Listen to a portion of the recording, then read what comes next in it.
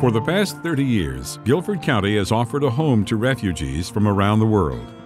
One such refugee is Omer Omer. I start looking and searching around to find a Sudanese community. And I hear there is a big Sudanese community here in Guilford County, and about 30 people. And that for me was so many people from Sudan at one place. And I decided to come to Greensboro. And by the time I reached Greensboro, I was number 32. Somebody beat me from somewhere. Nearly 15,000 African immigrants have relocated to the region. The diversity among these refugees includes ethnic, religious, and political differences that in their home countries have led to long-term conflict, strife, and war. We somehow reflect our communities back home. And many times part of that civil wars because of the rivalry between the different ethnicities. And sometimes this comes here with the group. And especially if you come from two different ethnicities that are warring back home, that here presents a serious challenge to the community. Well, just to give an example, from one of the first refugee groups to come to this area were from Rwanda. This is after the terrible genocide that was going on there. And some of the families that came were Hutu and some were Tutsi, some were mixed. And if you remember this conflict, the Hutus and Tutsis had been at war and there was massive slaughter. But there were victims on all sides. So all of a sudden, the people you think are your enemy are your next door neighbor, and you have more in common with them than anybody else. This is the biggest serious challenge for us. Is those people sometimes, they come with the same feeling of this civil wars that have planted on them back home, and when they come here, they just, some of them just find it very hard to let go. Well, I think it's quite a challenge because you're actually talking about culture, you know, and different ethnicities and within the African group of people that he works with. And he's able to bridge those differences and to have people sit down and talk together, regardless of whether it's a religious difference or a cultural difference. He's able to bring people together to work together towards a better experience for them here in the U.S. One group of refugees that came to this community is the group of young Sudanese men, also known as the Lost Boys. These young men are mostly considered to be Christians from southern Sudan. But the fact that Omer is Muslim and is from northern Sudan did not preclude him from being able to help us work with these young men and to find a pathway to resettlement that worked for them. I first present myself with no prejudice. Many of them come to know me as Muslim, and then they will get very surprised to treat them with no prejudice whatsoever in terms of religion. But at the same time, many of them, they expect me perhaps to favor Sudanese or favor East Africans.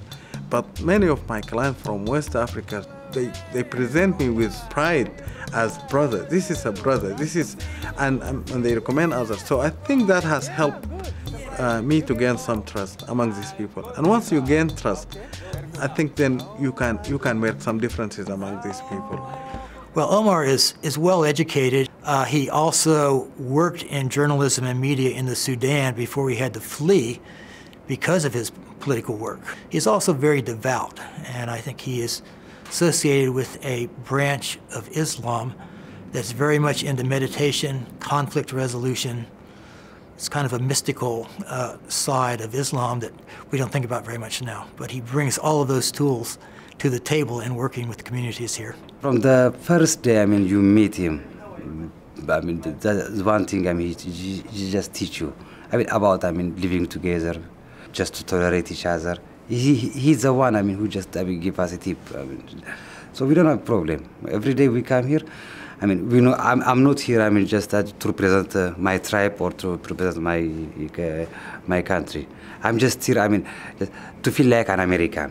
Omer wants us. To feel like that. But here in Africa Coalition, I didn't see any difference. We are share everything and we will meet each other. We have sometimes it's like weekend. It's like family. I think because of Omer, this is not my own only. It's ask anybody, maybe he will tell you the same story. One of his strategies in particular was to build bridges with the African American community. The kind of the conventional wisdom is that there's conflict between African Americans and African immigrants. I think in reality here, African Americans have played a significant role in helping to resettle the newcomer African immigrants. But we have a very, very good example when we went to the black churches here, African American churches, and we talked to them about co-sponsoring and sponsoring families that are coming from the back home, and the response was 100% positive, with excitement, with embracing these people and doing everything possible. So we felt like, yeah, if you outreach, if you talk to each other, all these tensions will just be a history. I think that Omar has the ability to work with all different ethnic groups and also people here in the broader community. And the reason I say that is because he's so willing to have dialogue, to listen to your concerns, but also understanding that, okay, I might not believe the same way you do, but I think there's some things that we can do together. Connecting with people, you know, and making differences on people's life. And when they come and tell you that we prayed for you last weekend in our church or in our mosque, and when they invite you to their kids' graduations or when they have something beautiful in their life, that's the most rewarding things. I remember even the first time I met him is after we came 4 days, my son's birthday. So we invite him, he's coming with family. I didn't expect, and I appreciate. He's a nice person. Omer is, I can put him as a symbol, for the people, who really need assistance. He's really, sometimes I feel like, he's born to help. He born, just to live for others. Anyway, I've been coming every day, and I'm always busy. I always try to.